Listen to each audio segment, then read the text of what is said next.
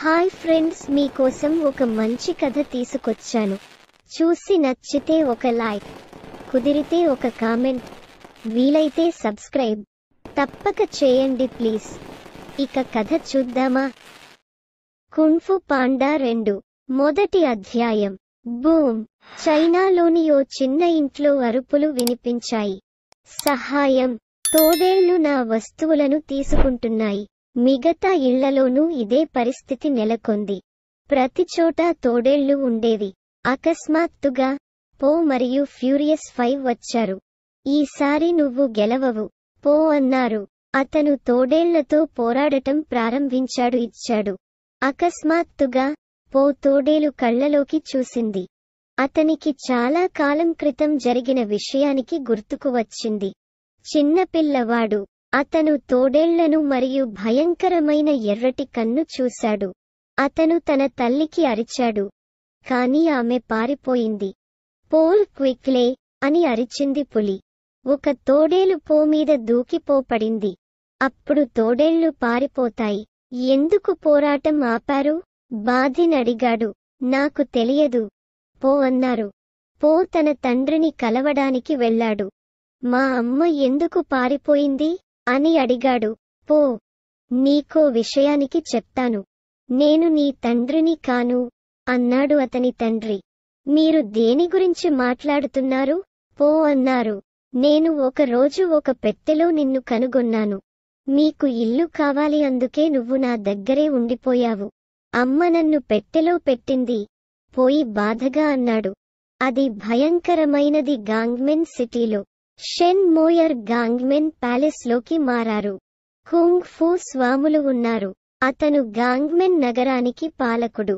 మీరు వెళ్ళవచ్చు, షేన్ చెప్పాడు. నేను ఇప్పుడు గాంగ్మెన్ నగరాన్ని పాలించబోతున్నాను. గాంగ్మెన్ సిటీలో మాస్టర్ రినో అత్యుత్తమ కుంగ్ ఫూ ఫైటర్. అతను షేన్తో పోరాడటం ప్రారంభించాడు. కానీ షేన్కి ఏదో ఉంది కొత్తది. అతనికి ఫిరంగి ఉంది. భూమి ఫిరంగితో బయలుదేరింది. పో తన కుంగ్ ఫూ టీచర్ మాస్టర్ షిఫుతో కలిసి జాడే ప్యాలెస్ లో ఉన్నాడు. చూడు పో, షిఫు అన్నారు. నా చేతిలో నీటి చుక్క పట్టుకోగలను, అది విరిగిపోదు. వావ్, ఇది నేను నేర్చుకోగలనా? పో అన్నారు. అయితే నువ్వు నేర్చుకో అన్నాడు షిఫు. అయితే ముందుగా నువ్వు ప్రశాంతంగా ఉండాలి. అకస్మాత్తుగా వారిని కలవడానికి ఎవరో వచ్చారు. అతను గాంగ్మెన్ నగరానికి చెందినవాడు. షేన్ మాస్టర్ రైనోను ఫిరంగితో చంపాడు అని అతను చెప్పాడు.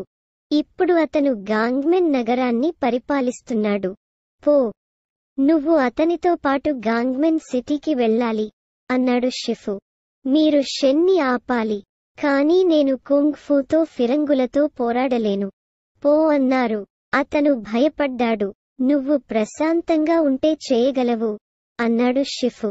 కానీ పోయి శాంతించలేదు. అతను తన తల్లి గురించి విచారంగా మరియు కోపంగా ఉన్నాడు. గాంగ్మెన్ సిటీలో 2వ అధ్యాయం. పో మరియు ఫ్యూరియస్ 5 యాంగ్జీ నదికి వెళ్లారు. వారు గాంగ్మెన్ నగరానికి సమీపంలో ఉన్నారు. గాంగ్మెన్ ప్యాలెస్ లో షెన్ నవ్వాడు. త్వరలో చినగల్ మొత్తం పాలించబోతున్నారు. ముసలి మేక ప్రవక్త అతనితో నా భవిష్యత్తును చూడు, షేన్ అన్నారు. నేను ఒక గొప్ప బ్లాక్ అండ్ వైట్ ఫైటర్ని చూస్తున్నాను అని అతను చెప్పాడు. అతను మిమ్మల్ని ఆపబోతున్నాడు. ఇప్పుడు పో మరియు ఫైరీ 5 గాంగ్మెన్ నగరంలో ఉండేవారు. ప్రతిచోటా భయంకరమైన తోడేళ్లు ఉన్నాయి. షేన్ కోసం తోడేలు పని చేసేవారు. మొదట మాస్టర్ ఆక్స్ మరియు మాస్టర్ క్రోక్ని వెతుకుదాం, పో అన్నారు. వారు మనకు సహాయం చేయగలరు. మంచి ఆలోచన అని అతని స్నేహితులు చెప్పారు. మాస్టర్ ఆక్స్ మరియు మాస్టర్ క్రోక్ విచారంగా మరియు భయపడ్డారు. మనం వెళ్దాం, పో అన్నారు. వచ్చి షేన్తో పోరాడు. మాస్టర్ ఆక్స్ మరియు మాస్టర్ క్రీక్ పోరాడటానికి ఇష్టపడలేదు. షేన్ ఫిరంగి చాలా ప్రమాదకరమైనది అని అతను చెప్పాడు. ఇప్పుడు ఎవరైనా గాంగ్మెన్ నగరానికి సహాయం చేయలేరు. అయితే మనం పోరాడాలి, పో అని అరిచాడు. చైనా మరియు కుంగ్ ఫూ కోసం అకస్మాత్తుగా చాలా తోడేళ్లు వచ్చాయి. పో మరియు ది ఫ్యూరియస్ 5 ఫైటింగ్ ప్రారంభిస్తారు. ఒక తోడేలు పారిపోయింది. పో అతని వెంట పరుగెత్తింది. వాళ్ళు పరిగెత్తుకుంటూనే ఉన్నారు. కానీ పోయి వాళ్లకంటే వేగంగా ఉన్నాడు.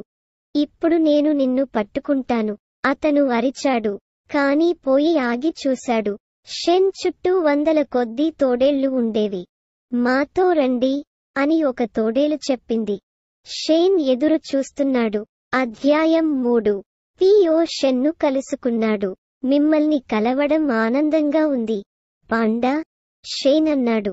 మరియు ఇప్పుడు నేను నిన్ను చంపబోతున్నాను. షెన్కి ఫిరంగి ఉంది. కానీ పో మరియు ఫ్యూరియస్ 5 వేగంగా ఉన్నారు. షేన్ వారిని ఆపడానికి ముందే వారు ఫిరంగిని బద్దలు కొట్టారు. ఇప్పుడు మాతో ఎలా పోరాడతావు? పోలా నవ్వాడు. కానీ షేన్ కూడా నవ్వాడు. అతను తన తోక తెరిచాడు. అతనికి ఎర్రటి కళ్ళు ఉన్నాయి. పో ఎర్రని కళ్ళ వైపు చూసింది. అతను మళ్లీ తన తల్లిని గుర్తు చేసుకున్నాడు. వచ్చాడు. ఆ భయంకరమైన ఎర్రని కళ్ళు గుర్తుకొచ్చాయి. కానీ ఎందుకు? నీవెవరు?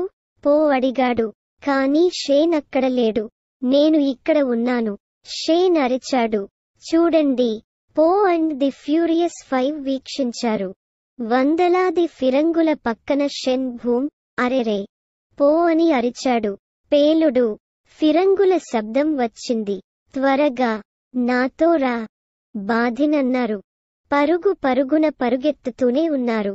ఫిరంగులు ఆగలేదు. కానీ పో అండ్ ది ఫ్యూరియస్ 5 ఓకే. బాధిన్ పోకి కోపం వచ్చింది. మేం షేన్ని పట్టుకోలేదు. మీది ఎందుకంటే పో తన తల్లి గురించి ఫ్యూరియస్ 5తో మాట్లాడాడు. మీరు మీ తల్లి గురించి ఆలోచిస్తున్నప్పుడు మీరు షేన్తో పోరాడలేరు బాధిన్ అన్నారు. ఇక్కడే ఉండి మా కోసం వేచి ఉండండి. మేము రెండవ ఫిరంగులు బద్దలు కానున్నాయి. కానీ అక్కడితో ఆగలేదు. అతను షేన్ని వెతకడానికి వెళ్లాడు. నీకు మా అమ్మ తెలుసా?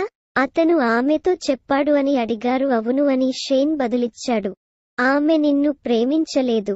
ఇక్కడికి రండి. దాని గురించి నేను మీకు మరింత చెప్పగలను. పో అతని వైపు నడవడం ప్రారంభించాడు. అకస్మాత్తుగా పో షెన్ పక్కన ఏదో చూసింది. అది చాలా పెద్ద ఫిరంగి. ఫిరంగి పేలుడు సంభవించింది మరియు పైకి వెళ్లాడు మరియు పైకి. అధ్యాయం 4. ఒక నీటి బొట్టు.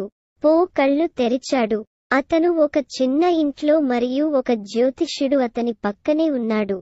మనం ఎక్కడ ఉన్నాము? పో అడిగాడు. ఇది గోంగ్మెన్ కాదు. నువ్వు చిన్నప్పుడు ఇదే నీ ఇల్లు అన్నాడు జ్యోతిష్యుడు. చాలా మంది పాండాలు ఇక్కడ నివసించారు. కానీ అప్పుడు నేను భయంకరమైన పని చేశాను. నేను షెన్ భవిష్యత్తును చూశాను. మీరు గాంగ్మెన్ నగరాన్ని పాలించడం లేదు. నేను ఒక పాండావో నిన్ను ఆపబోతున్నాడు.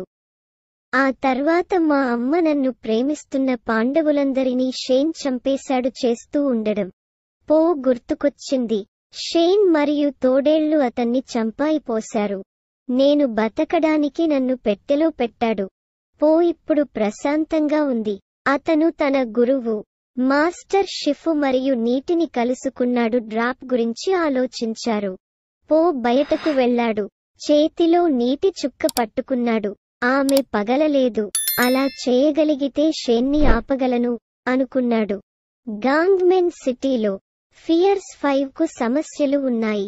వారు షేన్తో అతని యుద్ధంలో గెలవలేకపోయాడు. ఇది ఫ్యూరియస్ 5కి ముగింపు అని నెమలి నవ్వింది. మరియు త్వరలో మొత్తం చైనాలో. కానీ నేను పాలించబోతున్నాను. ఇప్పుడు నన్ను ఎవరూ ఆపలేరు. నేను నిన్ను ఆపగలను పో అన్నారు. మరియు మేము మీకు సహాయం చేయగలము ఎవరో అన్నారు.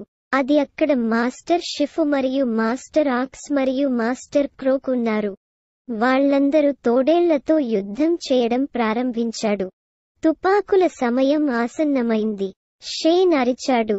కుంగ్ ఫు మాస్టర్స్ మరియు ఫ్యూరియస్ 5 భయపడ్డారు.